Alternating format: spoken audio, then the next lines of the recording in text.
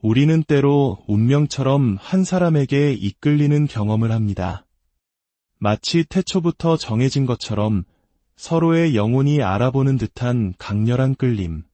하지만 그 관계 속에서 시간이 흐를수록 어째서인지 나의 빛이 점점 사라지고 있다는 느낌을 받아본 적 있으신가요? 오늘의 이야기는 바로 그 운명적인 끌림의 이면에 숨겨진 깊은 심리적 드라마에 관한 것입니다. 바로 나르시시스트와 엠페스의 관계에 대해서 말이죠. 이 이야기가 당신의 마음에 울림을 준다면 조용히 공유해 주십시오. 당신의 나눔이 비슷한 길을 걷고 있는 누군가에게 작은 등불이 될 수 있습니다. 여러분의 깊이 있는 관심이 우리 모두의 내면을 비추는 성찰의 공간을 만들어갑니다. 나르시시스트와 엠페스의 만남은 결코 우연이 아닙니다. 그것은 우리의 정신 깊은 곳, 무의식의 극장에서 아주 오래전부터 상연되어 온 한 편의 연극과도 같습니다. 천마디 말이 오가기도 전에 이미 그들의 영혼은 서로의 역할을 알고 있었던 것처럼 말이죠. 엠페스는 순수한 존재 그 자체로 세상을 있는 그대로 비추기 위해 잘 닦아놓은 거울과 같습니다. 그들은 타인의 감정을 스펀지처럼 흡수하고 그 아픔을 자신의 것처럼 느끼는 깊은 공감 능력을 지녔습니다. 한국 문화 속 깊은 정의 개념을 떠올리게도 하지만 때로는 그 경계가 희미해져 타인의 고통 속에서 자신을 잃어버리기도 하는 존재입니다. 반면 나르시시스트는 또 다른 종류의 거울입니다. 세상을 비추는 것이 아니라 오직 자신의 모습만을 비추기 위해 모든 것을 왜곡하는 거울이죠. 그들의 내면에는 결코 채워질 수 없는 거대한 허기가 자리 잡고 있습니다. 그 허기를 채우기 위해 타인의 인정과 찬사를 끊임없이 갈망합니다. 어쩌면 우리 사회가 강조하는 체면과 성공에 대한 압박이 만들어낸 극단적인 괴물의 모습일지도 모릅니다. 이 두 존재가 만날 때 마치 신들이 장대한 드라마의 막을 올린 것과 같습니다. 끝없는 공감과 연민이 채워지지 않는 인정 욕구와 마주하고 환한 빛이 그 빛을 가리려는 짙은 그림자를 만나는 순간입니다. 나르시시스트는 처음부터 엠페스를 파괴하려 하지는 않습니다. 오히려 그들은 엠페스의 따뜻함과 개방성에 깊이 이끌립니다. 그 순수한 영혼의 샘물에서 잠시나마 자신의 공허함을 채우고 친밀함에서 도망치지 않는 영혼의 온기를 느끼고 싶어합니다. 엠페스 역시 상처 입은 나르시시스트의 영혼을 보고 자신의 사랑으로 그를 치유할 수 있으리라 믿습니다. 하지만 시간이 흐르면서 관계의 균형은 무너집니다. 나르시시스트의 허기는 점점 더 커져만 가고 엠페스의 에너지는 서서히 고갈됩니다. 관계는 기생적으로 변하고 엠페스는 자신도 모르는 사이에 모든 것을 내어주다 결국 텅 빈 성배처럼 남게 됩니다. 바로 그 절망의 순간, 비로소 각성의 순간이 찾아옵니다. 무의식은 생각보다 이미지로 먼저 말하는 법입니다. 엠페스는 종종 꿈을 통해 첫 번째 신호를 받습니다. 낯선 땅에서 알아들을 수 없는 말을 듣지만 직관적으로 그 의미를 이해하는 꿈을 꾸기도 합니다. 혹은 거울 앞에 섰는데 자신의 얼굴이 아닌 수수께끼를 말하는 가면을 보고 있는 꿈을 꾸기도 하죠. 이것은 단순한 꿈이 아닙니다. 정신이 엠페스에게 나르시시스트의 내면 세계, 즉 상징과 침묵으로 이루어진 그들의 진짜 언어를 해독하는 법을 가르치는 예행 연습입니다. 잠에서 깨어난 엠페스는 이제 모든 것을 다르게 보기 시작합니다. 진실이 너무 가까이 다가올 때 나르시시스트의 호흡이 어떻게 변하는지, 눈가가 어떻게 미세하게 굳어지는지, 대화 속 의도적인 침묵이 무엇을 의미하는지를 알아차립니다. 문장과 문장 사이의 빈 공간에 숨겨진 진짜 단어들을 듣기 시작합니다. 그것은 마치 밤하늘의 별자리를 읽는 법을 배우는 것과 같습니다. 별은 모두에게 똑같이 떠 있지만 오직 아는 사람만이 그 별들이 들려주는 신화를 읽어낼 수 있는 것처럼 말이죠. 나르시시스트는 이 변화를 본능적으로 감지합니다. 그것은 마치 평생 갑옷을 입고 살다가 처음으로 맨몸을 들킨 듯한 느낌이며 그들에게 이는 견딜 수 없는 모욕이자 공포입니다. 그들의 존재 전체가 타인에게 어떻게 인식되는지를 통제하는 것에 의존하기 때문입니다. 엠페스가 더 이상 그들의 화려한 가면이 아닌 그 아래 숨겨진 깊은 상처를 비추기 시작할 때 나르시시스트는 극도의 공포와 분노를 동시에 느낍니다. 그들은 매력, 죄책감, 혹은 공격성을 동원해 통제권을 되찾으려 필사적으로 노력할 것입니다. 하지만 이제 그들의 언어를 이해하게 된 엠페스는 더 이상 예전처럼 반응하지 않습니다. 한때 엠페스의 무방비한 마음에 깊숙이 박혔던 갈고리들이 이제는 거울처럼 매끄러워진 살갗 위에서 힘없이 미끄러져 나갑니다. 이 순간 기묘하고도 강력한 힘이 생겨납니다. 하지만 이 힘은 매우 조심스럽게 다루어져야 합니다. 엠페스는 나르시시스트가 되기 위해 이 길을 걸어온 것이 아니기 때문입니다. 그림자의 언어를 휘두르는 것이 그림자 그 자체가 되는 것을 의미하지는 않습니다. 여기에 바로 금지된 마법을 발견한 마법사의 유혹이 도사리고 있습니다. 그 힘을 깨달음이 아닌 지배를 위해 사용하려는 유혹 말입니다. 심리학자 칼 융은 그림자를 이해하는 것은 그것과 동일시될 위험을 감수하는 것이라고 경고했습니다. 만약 엠페스가 이 권력의 역전을 즐기기 시작한다면 한때 자신이 그토록 경멸했던 바로 그 가면을 쓰고 있는 자신을 발견하게 될지도 모릅니다. 진정한 과업은 다릅니다. 그 지식을 오염시키지 않고 간직하는 것, 타인의 무의식이라는 미로를 항해하면서도 자신의 중심에 굳건히 뿌리내리는 것입니다. 이를 위해서는 자신의 그림자를 먼저 통합해야 합니다. 사실 엠페스 역시 순수하기만 한 존재는 아닙니다. 그들의 강박적인 희생과 헌신은 종종 나르시시스트의 허기만큼이나 깊은 상처, 즉 버림받을 것에 대한 두려움, 필요한 존재가 되고 싶다는 욕구, 사랑은 자기 희생을 통해 얻어야 한다는 은밀한 믿음에서 비롯됩니다. 나르시시스트의 언어를 진정으로 배우기 위해 엠페스는 먼저 자신의 언어를 해독해야 합니다. 거울 앞에 서서 스스로에게 물어야 합니다.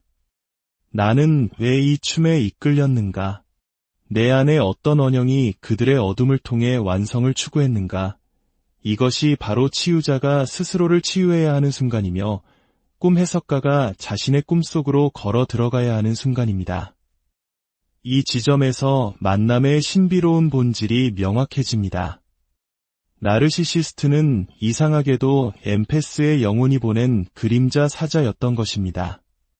엠페스가 자신의 경계, 목소리, 그리고 삶의 주권을 되찾도록 강요하는 역할을 한 것이죠. 엠페스가 나르시시스트의 언어를 말하기 시작할 때 그들은 사실 자기 자신의 그림자의 언어를 배우고 있는 것입니다. 이 변화가 되돌릴 수 없는 이유가 바로 여기에 있습니다. 일단 무의식의 건축 양식을 보고 나면 그것을 더 이상 무작위적인 혼돈이라고 착각할 수 없습니다. 말 이면에 숨겨진 말을 듣고 나면 침묵은 더 이상 고요함이 아닙니다. 나르시시스트의 가장 깊은 곳에는 영원히 잠겨 있어야 할 비밀의 방이 있습니다. 그 방은 거절, 방치, 조롱과 같은 최초의 상처로 여전히 떨고 있는 연약한 유아기의 자아가 숨어있는 성소입니다. 그들은 평생에 걸쳐 그 방의 벽을 요새화하고 겹겹이 가면을 쌓아 올렸습니다. 침입자가 그 안에서 떨고 있는 아이를 목격하는 것을 막기 위해서 말이죠. 그들의 언어를 배운다는 것은 경비병들의 의심을 사지 않고 그 요새를 지나 조용히 안으로 들어가 그들 존재의 진실 앞에 무릎을 꿇는 것과 같습니다. 역설적이게도 이때 나르시시스트는 공포와 매혹 사이에서 갈등합니다. 노출은 그들이 평생 쌓아올린 통제의 성 전체를 위협하기에 두렵고 동시에 처음으로 누군가가 자신의 상처의 본질을 만지고도 즉시 외면하지 않았다는 사실에 매혹됩니다. 이 순간 당신은 더 이상 그들이 통제하던 엠패스가 아닙니다. 당신은 그들의 내면 코드를 해독하는 해석자, 그들이 공들여 만든 이미지가 아닌 그들이 버린 맨 얼굴을 비추는 거울이 된 것입니다. 이것은 매우 위험한 위치입니다. 나르시시스트는 당신을 더 가까이 끌어당기는 것과 폭력적으로 밀어내는 것 사이를 극심하게 오갈 것이기 때문입니다. 너무 많은 것을 알아버린 존재에 대한 정신의 본능적인 반응, 즉 치유에 대한 갈망과 소멸에 대한 공포가 동시에 일어나는 것입니다. 각성한 엠패스는 한때 혼돈처럼 느껴졌던 패턴들을 보기 시작합니다. 나르시시스트의 잔인함이 결코 무작위적이지 않다는 것을 깨닫습니다. 그것은 궁지에 몰린 동물의 방어이며 당신이 그들의 핵심에 너무 가까이 다가왔다고 느낄 때 날리는 일격입니다. 이 암은 개임의 판도를 완전히 바꿉니다. 더 이상 그들의 기분이 수평선 위의 폭풍처럼 변할 때 혼란 속에서 비틀거리지 않습니다. 당신은 보이지 않는 기압계를 보고 폭풍우가 도착하기 전에 대기압이 떨어지는 것을 느낄 수 있습니다. 이것이 그들의 진짜 언어입니다.